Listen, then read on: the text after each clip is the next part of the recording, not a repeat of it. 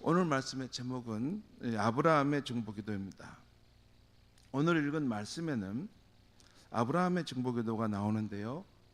오늘 말씀은 여호와의 일행이 아브라함의 집을 떠나 소돔을 향하면서 시작되고 있습니다. 오늘 17절에 보면 여호와께서 이르시되 내가 하려는 일을 아브라함에게 숨기겠느냐라는 말이 나와요. 하나님께서 피조물인 한 인간에 대해서 내가 하려는 일을 내가 아브라함에게 숨기는 것이 나을까? 아니야, 아브라함에게도 나의 마음속에 있는 것을 말해줘야겠다. 여러분은 하나님을 믿으면서 하나님과 얼마나 친한지 모르겠어요. 그건 이제 하나님만이 아시죠. 그런데 교회 생활 하는데 여러분 이렇게 교회 생활 하는데 이런 예배 드리고 이런 의식적인 것만 이렇게 하면서 진짜 하나님과의 1대1 인격적인 만남이 없이 생활한다는 것은 너무 고역입니다. 인생이 결코 쉽지 않거든요. 많은 삶의 이런 여정 속에 이런 골짜기를 거쳐가야 되고 또 무거운 짐을 지고 가는데 마치 하나님을 내 가장 친한 벗처럼 또 다정한 사람처럼 이렇게 친밀해서 내 인생의 그런 무거운 짐에 대해서 이렇게 서로 아뢰을 수 있고 또 그분이 나의 삶의 짐을 에 대한 고백을 들을 때 들으시고 그래 많이 힘들겠구나 힘을 내라 내가 너와 함께하고 있지 않니 이런 말씀을 들으면 얼마나 좋겠습니까? 여러분 제가 이 말씀을 드리는 것은 실제 기독교 신앙에는 그런 세계가 있습니다. 제가 청년 때는 하나님과의 관계는 그냥 공식적인 관계 그냥 이게 교리적으로 하나님이란 분이 계신다고 생각했는데 진짜 기독교의 진면목에 들어가면 하나님은 성령으로 우리의 삶 속에 와 계십니다. 성령은 왜 와 있냐면 하나님과 나와의 관계를 인격적으로 연결시켜주는 분이십니다. 진짜 여러분이 성령을 환영하고 믿으면요 여러분 공고한 인생의 길을 갈 때 힘들 때도 때때로 내 마음에 말씀하시는 잔잔한 성령의 위로와 또 음성을 들을 수가 있습니다. 그게 진짜 이 기독교 신앙생활의 맛입니다. 오늘 하나님은 자신이 하려는 일을 내가 이것을 아브라함에게 숨기겠느냐 하면서 하나님은 아브라함을 지금 친구로 여기시는 것이고 하나님이 하시는 일의 파트너로 아브라함을 생각하고 있다는 것입니다. 다시 18절, 19절 말씀을 제가 읽겠습니다.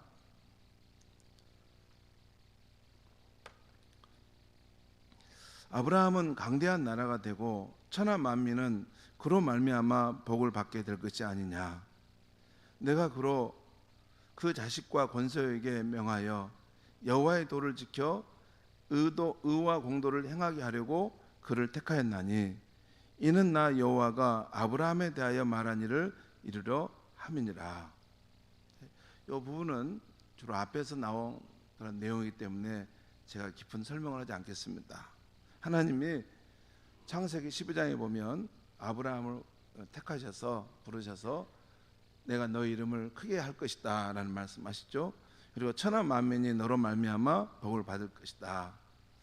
뿐만 아니라 여기서 중요한 거 한 가지 있는데 하나님께서 아브라함을 택하신 이유가 있는데 그 자식과 그 가족들로 하여금 여호와의 도를 지켜 의와 공도를 행하게 하려고 아브라함을 택하셨다는 거예요. 그러니까 우리 저 말씀입니다. 아브라함만이 아니라 그의 가족과 그의 후손들을 하나님을 경외하고 하나님의 뜻을 따라 살아가는 언약 백성을 세우고자 하심이라는 것이에요.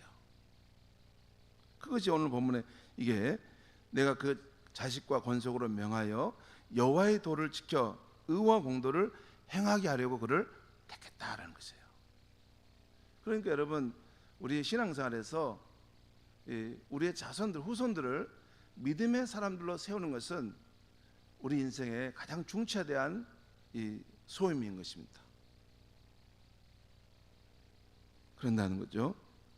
자, 그리고 20절 21절에서 소돔과 고모라의 죄악이 심히 무거운 것에 대해서 하나님의 계획을 말씀해 주고 있는데요. 20절 21절 말씀 또 제가 읽겠습니다. 여호와께서 또 이르시되 소돔과 고모라에 대한 부르짖음이 크고 그 죄악이 심히 무거우니 내가 이제 내려가서 그 모든 행한 것이 과연 내게 들린 부르짖음과 같은지 그렇지 않은지 내가 보고 알려 하노라. 지금 하나님께서 소돔과 고모라에 대한 마지막 심판을 내리기 전에 그 상황이 진짜인지 확인하러 내려오셨다는 것입니다. 이런 상황에서 두 천사는 소돔을 향해 떠나고 여호와만 남게 되었을 때 아브라함의 중보기도가 시작됩니다. 23절에서 25절까지 말씀을 제가 읽겠습니다. 23절입니다. 아브라함이 가까이 나아가 이르되 주께서 의인을 악인과 함께 멸하러 하시나이까? 그 성 중에 의인 50명이 있을지라도 주께서 그곳을 멸하시고 그 50 의인을 위하여 용서하지 아니하시리이까? 주께서 이같이 하사 의인을 악인과 함께 죽이심은 부당하오며 의인과 악인을 같이 하심도 부당하니이다. 세상을 심판하시는 이가 정의를 행하실 것이 아니니까. 여러분, 이 말씀의 핵심은 계속 이게 반복적인 것인데, 의인을 악인과 함께 동시에 심판하시는 것은 맞지 않지 않습니까? 라는 거예요. 하나님은 공의로우신 분인데 악인에 대해서 그 죄에 대해 심판하실 수는 있지만 저 성에 보면 분명히 의인들도 많이 있을 텐데 의인들도 함께 심판하신다는 것은 공의의 하나님은 맞지 않지 않습니까? 라는 이야기입니다. 이 아브라함의 중보기도에 대해 하나님께서 이렇게 말씀하십니다. 26절입니다. 여호와께서 이르시되 내가 만일 소돔 성읍 가운데서 의인 50명을 찾으면 그들을 위하여 온 지역을 용서하리라. 그러니까 의인 50명이 있으면 그들 때문에 그들을 위해서 그 성읍을 용서하겠다 그 말이죠. 이 말씀을 듣고 아브라함은 자신이 없었지만 다시 간구하게 됩니다. 27절 28절 말씀 또 읽겠습니다. 제가 읽겠습니다. 아브라함이 대답하여 이르되 나는 티끌이나 재와 같사오니 감히 주께 아뢰나이다. 50 의인 중에 5명이 부족하다면 그 5명이 부족함으로 말미암아 온 성읍을 멸하시리이까? 이르시되 내가 거기서 45명을 찾으면 멸하지 아니하리라. 자, 이렇게 해서 의인 40명, 또 30명, 20명, 10명까지 제한하게 되는데 하나님의 대답은 한결같이 아브라함이 제안한 그 숫자의 의인만 있어도 그 성을 용서하고 멸하지 않을 것이라고 하십니다. 그런데 여러분, 어떤 일인지 아브라함의 기도는 10명에서 중지되고 있습니다. 10명까지 내려갔는데 그 다음에는 더 안 멀어요. 여러분, 만일 아브라함이 계속 숫자를 내려서 의인 한 명이 있어도 그 땅을 멸망시키겠습니까? 라고 간구했다면 하나님은 어떻게 응답하셨을까요? 여러분 생각 어떻습니까? 의인 한 명이 있으면 그래도 하나님이 이 땅을 멸망시키겠습니까? 라고 아브라함이 물었다면 어떻게 하나님이 답변하셨을까요? 예, 사지선다형으로 제가 물어야 되겠습니다. 어땠을까요? 예, 의인 한 명이 있어도 내가 그 성을 멸망하지 않겠다고 하나님은 말씀하셨을 거라고 저는 확신합니다. 왜냐하면 예레미야 5장 1절에 보면 예레미야 선지자 시대에 너희가 만일 예루살렘 성에서 정의를 행하며 진리를 구하는 자를 한 사람이라도 찾으면 내가 이 성읍을 용서하리라 하셨기 때문입니다. 한 명만 찾으면. 여러분, 하나님은 내 수준이 아닙니다. 우리가 하나님을 이해할 때 참 어려운 점이 하나님을 내 수준으로 생각하는 거예요. 하나님은 한 명이라도 하나님이 찾으시는 그런 의인이 있었다면 그 성읍을 심판하지 않고 기다렸을 것입니다. 사실 소돔과 고모라가 멸망한 것은 하나님이 찾으시는 의인 한 명이 없었기 때문입니다. 나중에 롯이 소돔에서 구원받기는 하지만 그가 구원받은 것은 의인이었기 때문이 아니라 아브라함의 조카였기 때문에 하나님의 은혜를 베푸신 거였습니다. 성도 여러분, 오늘 아브라함의 이 중보 기도에는 하나님께서 이 세상을 구원하시는 원리가 담겨 있는데 오늘 밤 그 두 가지를 짧게 제가 말씀드리겠습니다.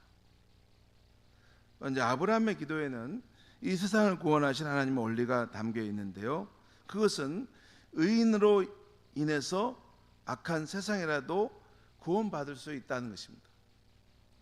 하나님은 아브라함의 계속되는 중보 기도에도 조금도 분노하지 않으셨습니다. 왜 그랬을까요? 하나님의 마음은 이 세상에 의인이 단 한 명이라도 있다면 그 의인을 통해서 세상을 멸망시키지 않을 수 있다는 것입니다.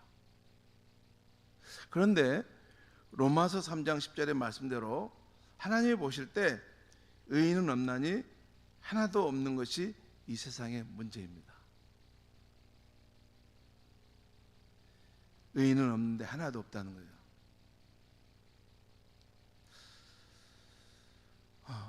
의인이 없는데 하나도 없다는 것입니다. 다 이렇게 굽어져 있고, 다 삐뚤어져 있고, 다 치우쳐 있고, 다 상처 나 있고, 다 너무 이렇게 높아져 있고, 다 문제가 있습니다. 그것이 이 세상의 문제이죠. 이번에 우리가 투표를 하는데 여러분, 다 의인이어서 뽑았습니까? 그렇게 하면 뽑을 사람이 아무도 없습니다. 다 흠이 있고 문제가 있지만 차선책으로 어떤 사람을 우리가 뽑고 세우는 거죠. 하나님 보실 때는 의인은 한 명도 없는 것입니다. 그래서 하나님이 이 세상을 구원할 의인을 보내주셨습니다. 이 죄악 세상을 심판해서 구원하기 위해서 하나님이 보내신 의인이 누구입니까? 하나님의 아들로서 성신하신 예수 그리스도입니다. 이 세상에는 하나님의 심판을 막을 수 있는 의인이 한 사람도 없는데 의로우신 하나님의 아들이 성신하심으로 이 세상에 오신 것입니다. 만약에 이 세상에 예수님 말고 우리 인류를 구원할 분이 계셨다면 예수님을 이 땅에 보내시지 않으셨을 겁니다.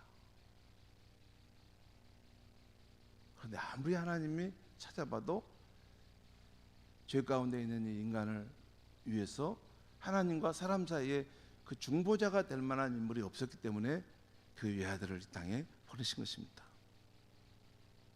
예수 그리스도 의인 한 사람을 통해서 하나님은 세상을 구원하실 수 있게 된 것입니다. 그러므로 한 사람의 범죄로 인해서 모든 사람이 정죄에 이른 것 같이 한 분의 의로운 행동으로 인해서 모든 사람이 의롭다는 인정을 받아 생명에 이르렀습니다. 우리말 성경 로마서 5장 18절 말씀입니다. 곧 의인 한 사람을 통해서 죄인이 구원받을 수 있다는 것을 성경은 분명히 보여줍니다. 아브라함의 후손인 예수 그리스도의 의로운 행동, 십자가 대속을 통해 마땅히 심판받을 죄인과 악인들이 구원받는 길을 하나님이 여신 것입니다. 이것이 아브라함과 그의 후손을 통해 모든 민족에게 주시겠다 하신 복의 정체입니다. 하나님 보내신 의인 한 사람을 통해서 세상이 구원받는 십자가 구원의 복인 것입니다. 여러분, 십자가 구원의 복이면 우리 인류가 찾는 모든 복이 그 안에 다 있습니다. 여러분, 우리 인간의 저주의 삶과 불행과 슬픔이 그 모든 축복과 생명과 그 은혜의 원천이신 하나님께로부터 분리되어 나갔기 때문에 우리가 인생이 절망적이고 또 소망 없는 인생을 사는 거 아닙니까?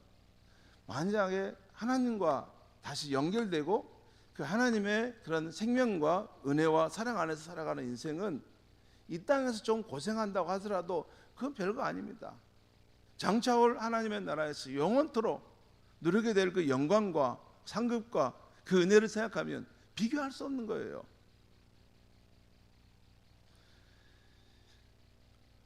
십자가 구원의 복, 여러분, 십자가 구원의 복은 우리가 이미 들어와 있어서 너무 귀한지 모를 수 있는데 아닙니다. 우리의 모든 삶의 이 터위는 하나님의 은혜 위에 서 있는 것이에요.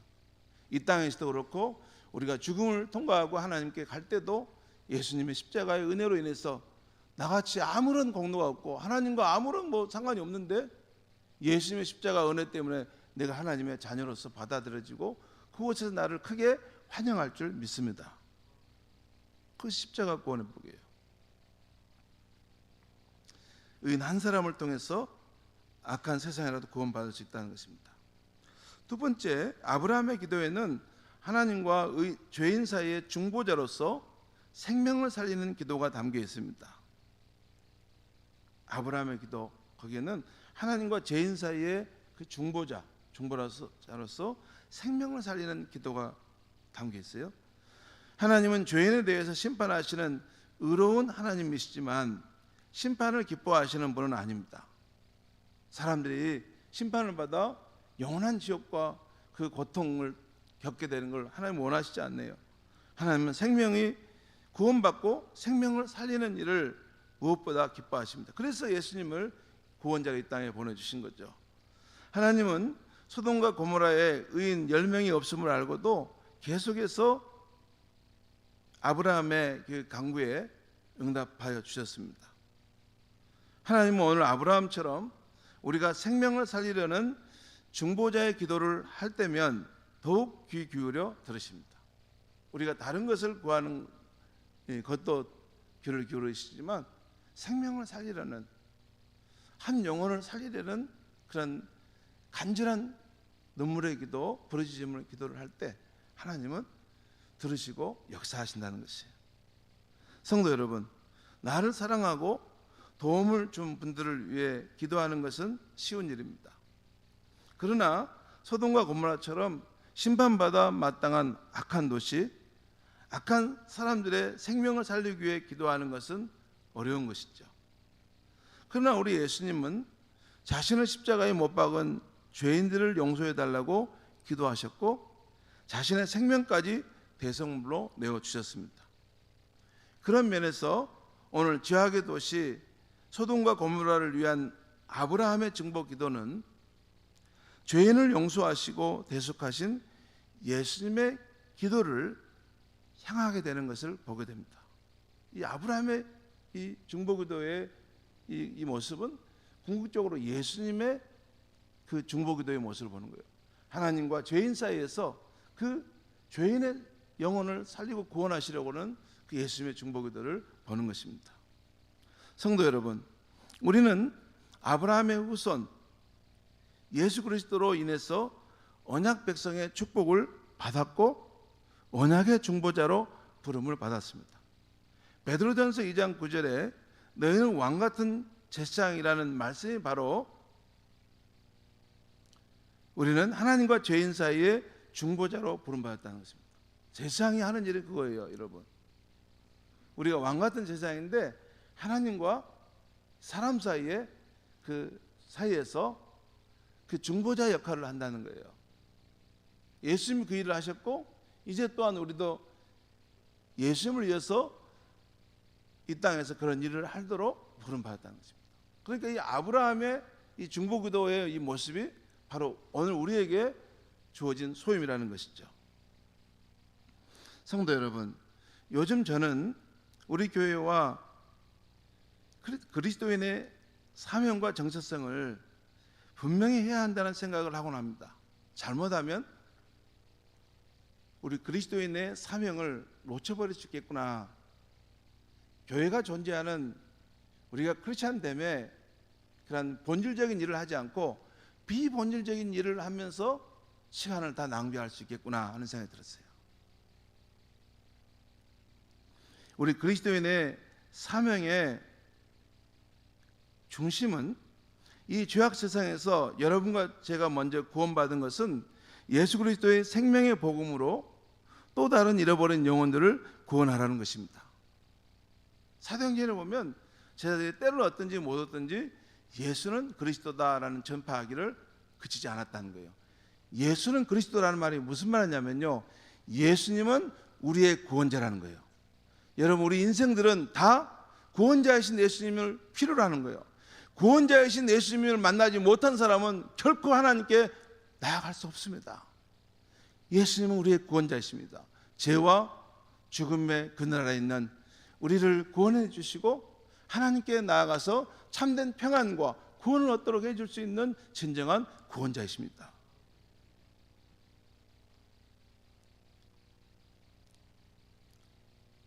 그것이 우리 그리스도인의 사명인 것입니다. 그리고 악한 세상, 죄악에 빠진 이 세상을 바라보고 기도하셨던 예수 그리스도를 따라서 생명을 살려달라고 부르짖는 언약의 중보자로 사는 것이 우리의 사명인 줄 믿습니다. 하나님께서는 지금도 우리의 중보기도와 복음 전도를 통해서 소돔과 고모라와 같은 이 약한 세상에서 이 약한 세상을 구원하시고 또 그 안에 있는 생명을 살리기를 기뻐하시는 하나님인 줄 믿습니다. 기도하겠습니다. 하나님 아버지, 오늘 이 밤에 함께 나와서 아브라함의 중보기도 속에 담겨있는 하나님이 세상을 구원하는 원리를 보게 하시니 감사합니다. 비록 우리가 죄인이고 또 하나님의 심판을 받을 수밖에 없는 사람일지라도 의인 한 사람을 통해서 우리를 구원하실 수 있다는 것을 나타내 주셨는데, 바로 우리를 위해 오신 예수 그리스도가 우리의 구원자이시며 또 문 영혼들을 살리는 생명의 구원자이심을 알게 하시니 감사합니다. 또한 우리가 예수님처럼 하나님과 죄인 사이에 그 중보자로서 늘 생명을 살리는 그러한 기도의 사람으로 살아가야 한다는 것을 일깨워 주시니 감사합니다. 하나님 아버지, 복음을 전할 때 사람의 힘으로 사람의 방법으로 하려고 하지 않게 하시고 예수님처럼 하나님 앞에 엎드려 기도할 수 있는 중보자들이 되게 하여 주시옵소서. 그 영혼을 달라고, 그 영혼을 건져달라고 눈물로 기도할 때 성령의 충만을 받아서 준비되어 진정한 전도자로 살아가게 하여 주시옵소서. 예수님의 이름으로 기도하옵나이다. 아멘.